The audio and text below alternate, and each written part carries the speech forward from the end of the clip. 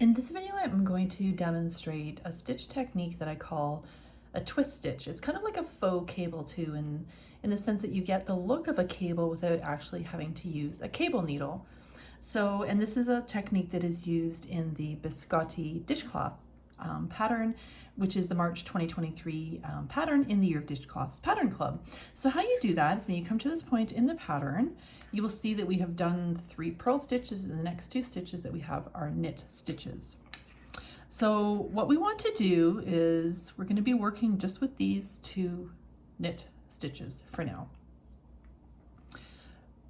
So what you are going to do is, for now, you're going to ignore the first stitch.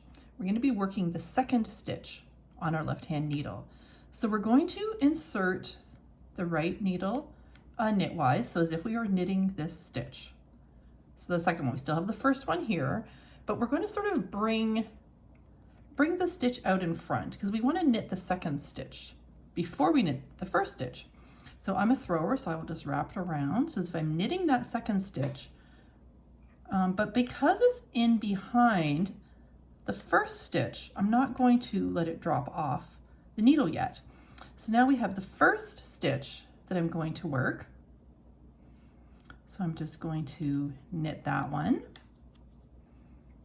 as usual. And now you'll see, if you look up, I have those 2 stitches right there that I've knit. The second one that I knit first, and then the first one that I knit. And now I'm just going to slide them both off, and that will create the stitch. I'll do it again a second time. So in between, we have 3 purl stitches.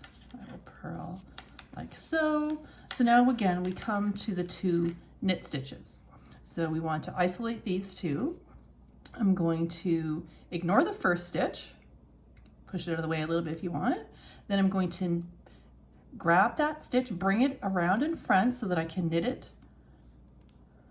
And then I'm gonna knit as per usual, but I'm not going to slide it off the needle. And then again, sometimes it helps to sort of spread the 2 stitches apart. I'm going to insert my needle in the first stitch, knit it as per normal, and then slide both of the stitches off. And that's how it comes up with this pretty sort of cabling, faux cable twist stitch without actually using a cable needle.